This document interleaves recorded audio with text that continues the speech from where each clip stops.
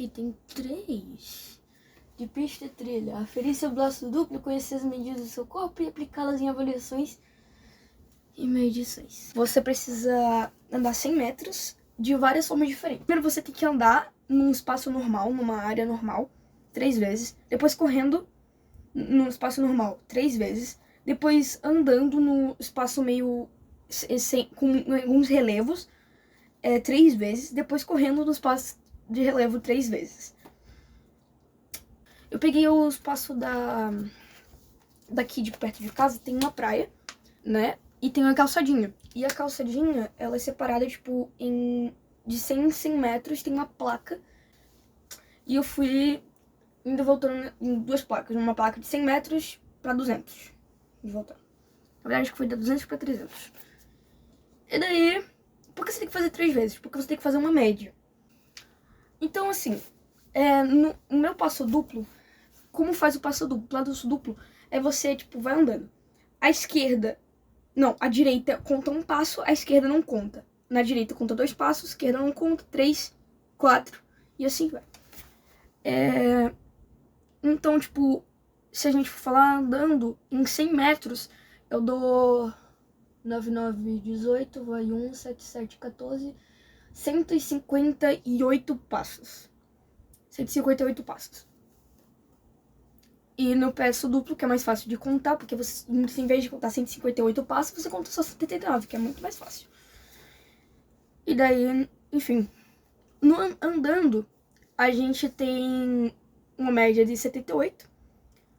Ah, sim, depois de fazer a média do andando e correndo no normal e andando e correndo no não relevo, a gente tem que fazer uma média do andando no normal e no não normal, que no meu deu 78, porque é 79 e 77. E correndo no normal e no não normal, deu 48, 49,5, mas eu boto 48. Então, 100 metros andando, eu preciso contar 78 passos duplos, ou seja, 78 passos com direito, que daí eu já vou saber que deu 100 metros. Correndo, preciso dar 49 e meio, ou seja, 49 com direito e 1 com esquerdo. Então, como a gente conta? Um caminho no mapa tá escrito: siga nessa linha por 200 metros, depois vira à direita. Se for numa mata, a gente não vai saber quanto é 200 metros para virar o certo à direita. Então eu tenho que andar 78 passos, aí dá 100 metros, aí eu boto um dedo aqui na mão, assim, e fico botando assim. E deu outros 100 passos, mais 200 metros, e aí eu já sei que mais 78 passos, vai dar mais 100 metros, e eu já sei que eu preciso virar à direita. Então é assim que faz o passo duplo. Voltei. Item 32, pista trilha. Demonstrar que utiliza especialidades de conquista para colaborar com sua patrulha, casa ou escola. Eu tenho uma especialidade de de prevenção ao bullying, nível 2. Teve um concurso de desenho combate à prevenção ao bullying lá no P11, que era a escola que eu estava estudando. E eu, junto com 4 amigas, fizemos um desenho, né? E ganhamos o concurso.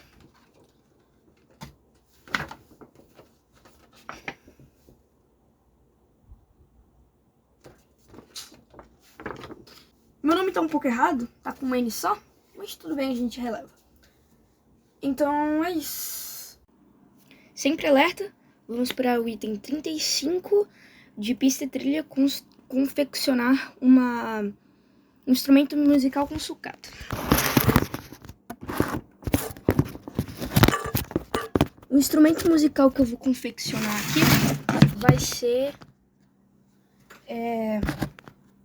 vai ser o chocalho.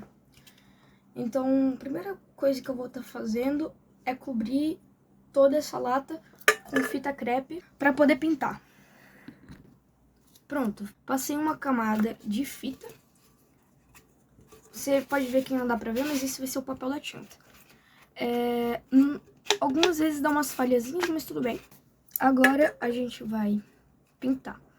Na verdade, eu acho melhor primeiro botar os graus, né? Eu acho que eu vou botar só um pouquinho mais.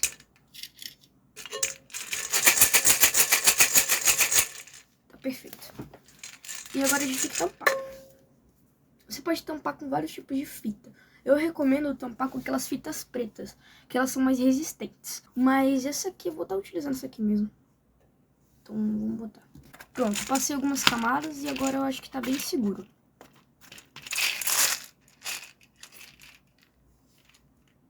Ó.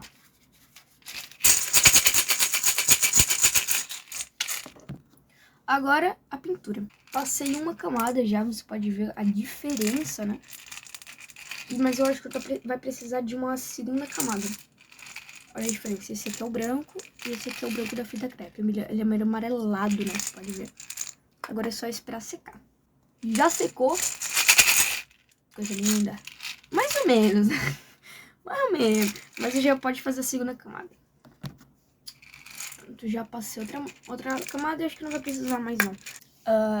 Talvez tenha dado um pouquinho problema.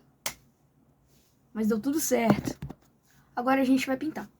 Sujei minha perna toda, mas tá aqui completado. O fundo do mar e aqui é o mais rasinho.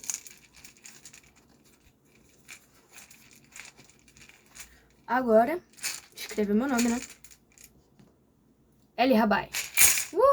Então é isso. Construímos um instrumento musical com sucata. Item 4 de rumo e travessia. Saber identificar os animais venenosos e peçonhentos mais comuns da região onde você vive, no caso, no Nordeste brasileiro. As que eu vou falar são as serpentes, as aranhas, os escorpiões, as lagartas e os anfíbios. As serpentes a gente pode encontrar algumas espécies como a cascavel, a coral verdadeira, que inclusive eu já vi, a jararaca, a jararacuçu e a surucucu. Surucucu. Em aranhas, a gente pode encontrar a aranha marrom, que a picada pode ser bem perigosa, e a armadeira, que é conhecida pelo seu veneno forte. Os escorpiões. Os escorpiões, eles são um dos mais perigosos, principalmente na região do Nordeste. A gente pode encontrar o escorpião amarelo, o que é considerado o mais perigoso do Brasil, que é o escorpião amarelo. Eu não consigo falar esse nome. Lagartas. Elas podem ser venenosas, como a lagarta de fogo, que ela tem aquelas cerdas, em cima, que dá uma sensação de queimadura quando você toca. Se ela tá andando na sua mão, ou seja, na parte de baixo, assim, não vai ter isso. Então, se ela andar na sua mão, tudo bem. Agora, se você tocar na parte de cima, vai doer bastante. São cerdas urticantes que podem causar dor intensa e reações alérgicas. Se você tiver alergia, se lascou. Anfíbios. Umas espécies de sapos e rãs, que são os anfíbios, podem secretar toxinas cutâneas, que, embora não sejam letais, podem causar desconfortos e irritação se manipuladas sem cuidado. Então, aprenda a se cuidar. Então, são os animais peçonhentos e venenosos mais comuns da minha região, Nordeste. Agora, item 6 de rumo e travessia. A primeira parte, eu tenho que aplicar medidas gerais de segurança em casos de acidentes e saber determinar a ordem de prioridades quando assistir um acidente e utilizar as distintas técnicas para transporte de feridos. Certo. Primeira coisa, a gente tem que avaliar a situação. aconteceu um acidente, você tem que saber por que esse acidente foi causado. Ou seja, foi por uma cobra, foi por um escorpião, foi por um animal peçonhento, foi por fogo, foi por insolação. Você tem que avaliar todas as coisas e tentar dar o diagnóstico. Ah, essa pessoa está com insolação. Ah, essa pessoa está tendo uma convulsão. Então, isso é muito importante. Você tem que primeiro, antes de tudo, manter a calma e avaliar a situação. Chamar por ajuda é sempre muito importante. Se tem duas pessoas conscientes na hora em que aconteceu o acidente, uma faz os primeiros socorros, que é muito importante, mas eu já vou falar sobre, e a outra chama por ajuda. Se existe só uma pessoa, é sempre importante fazer primeiro os primeiros socorros, para depois, se necessário, se possível, né? Porque tem alguns negócios que você não pode fazer nada, não pode tocar, não pode fazer nada. Você primeiro faz os primeiros socorros, depois pede por ajuda, ou enquanto a pessoa já tá mesmo relaxada, e você nem terminou, mas tá mesmo relaxada, tu pede por ajuda. Que é o resgate, os bombeiros ou a polícia. Qualquer um dos três. 192, 193, 190. Manter a calma eu já falei, chamar por ajuda eu já falei, prevenção dos primeiros socorros, né? Seguinte, os primeiros socorros, eu já fiz um vídeo de especialidade de primeiros socorros nível 2. Então, se você quiser uma aula mais detalhada de primeiros socorros, tu pode ir lá assistir. Mas saber o básico, né, de primeiros socorros é sempre muito importante. Então, é isso. Evacuar se necessário. Isso aí também é muito importante. Se alguma coisa pegou fogo, tá vazando gás, é sempre importante evacuar e não só você sair. Você tem que evacuar todo. Cortou, mas eu já voltei. No item 6 mesmo. O que eu tava falando é que você não pode só sair do ambiente. Você tem que evacuar todo mundo, porque é sempre importante deixar todo mundo seguro, tá bom? E a próxima coisa é comunicar o acidente. Fale, isso aconteceu naquela parte ali, então tomem cuidado com aquilo. Então você tem que comunicar o acidente. Não pode deixar calado. Sobre a prioridade, foi o que eu disse, nessa ordem, basicamente. Avaliar manter calma, avaliar a situação, chamar por ajuda ou providenciar o primeiro socorro. Providenciar o primeiro socorro ou chamar por ajuda, depende muito da situação. Esqueci. Isolar a área do acidente também, depende. Se for uma picada de cobra, você tem que isolar aquela parte, porque pode ter mais cobras. Isolar a área do acidente, evacuar se necessário e comunicar o acidente por último. Essas são as ordens. E utilizar distintas técnicas para o transporte de feridos. No meu vídeo de primeiros socorros nível 2, eu mostrei algumas técnicas de transporte de feridos. Então cheque lá, porque já tem lá e aqui já tá meio de noite e não tem outra pessoa para mostrar. Item 71 de rumo e travessia. Saber a quem recorrer em caso de maus tratos a outras pessoas. Em caso de maus tratos a outras pessoas, você pode recorrer a várias instituições, a várias pessoas. Sendo elas autoridades policiais, ou seja, no 190 você pode ligar, que são o número da polícia. Serviços de emergência, se exige uma atenção médica imediata devido a ferimentos físicos, você pode chamar uma ambulância ou ir para um departamento de emergência mais próximo. Então, 192, que é o resgate.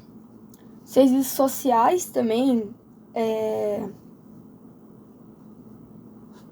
a terapia e a psiquiatria tem isso, mas em casos de abuso, maus tratos e violência doméstica, em algumas agências governamentais podem lidar com isso. Linhas diretas de apoio. Em muitos lugares você pode encontrar apoio, grupos de apoio, grupos não governamentais, que são ONGs.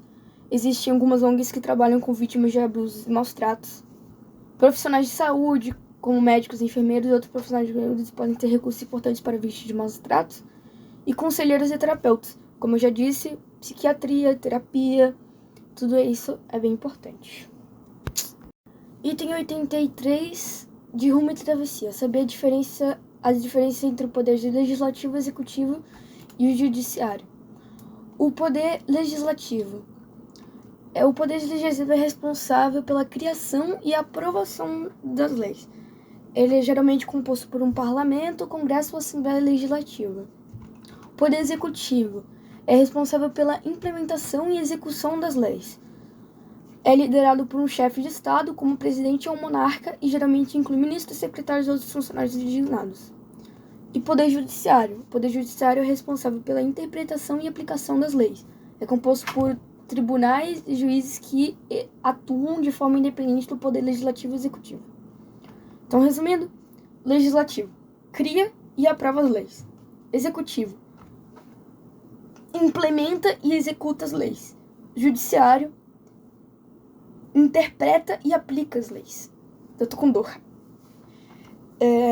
Basicamente essa é a diferença. Item 89. Saber onde encontrar os principais serviços públicos da sua cidade. Os principais serviços públicos de João Pessoa são a UFPB, que é no sentido de educação. Tem o sentido saúde, que são os hospitais, saúde básica, né? O transporte público com a CEMOB com a CEMOB. A segurança pública com policial militar, policial civil, guarda municipal. O abastecimento de água e saneamento básico, que é a CAGEPA. Limpeza urbana, que é realizada pela EMLUR, não sei como fala. E assistência social, que é pela CDES. A UFPB, ela é uma universidade, né? É a Universidade Federal da Paraíba. Ela é encontrada no Castelo Branco, perto da Avenida Dom Pedro, não sei se é o segundo ou o primeiro. No saúde, tem vários hospitais e principalmente o Hospital de Trauma, que é um dos mais importantes, que ele é na BR. Agora eu não sei exatamente o bairro, mas é a caminho da universidade. Tem paradas de ônibus em praticamente todos os lugares. Só que os ônibus não são muito bons, principalmente aqui no Bessa, porque pra se locomover do Bessa pra Manaíra, por exemplo, é uma tranqueira do caramba. Tem uma CAGEPA que fica no centro, e a Secretaria de Desenvolvimento Social, que é a CDES, ela é localizada no Centro Administrativo Municipal. Item 91, identificar problemas de sociedade e propor soluções. Essa aqui eu quero falar de um problema que eu vejo muito e que não é legal, que é o transporte público. Não pela segurança, se o transporte público é bom ou não, isso aí não importa, mas especificamente as paradas de ônibus são horríveis aqui em João Pessoa. Algumas nem cobertura tem, então a pessoa tem que ficar no sol ou na chuva. Algumas também, a maioria não tem bancos, então tem pessoas que precisam pegar um ônibus que demora pra passar, elas têm que ficar horas e horas em pé. E isso não é legal.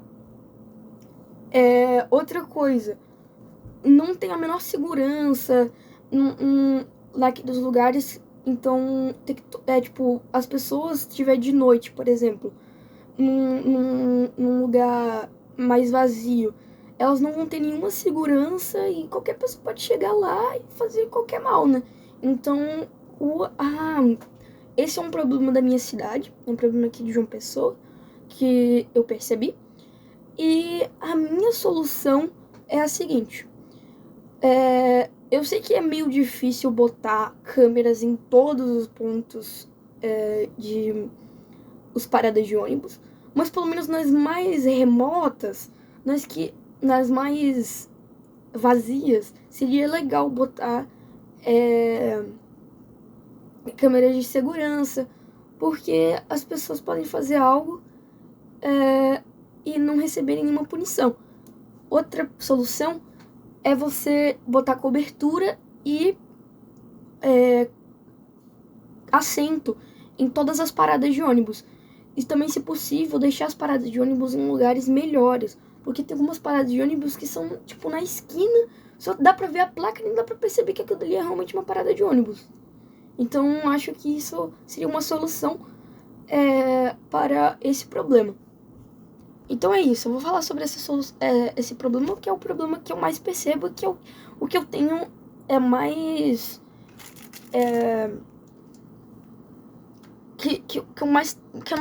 que eu menos gosto, porque eu utilizo ônibus, então eu percebo esses problemas em paradas de ônibus e é horrível.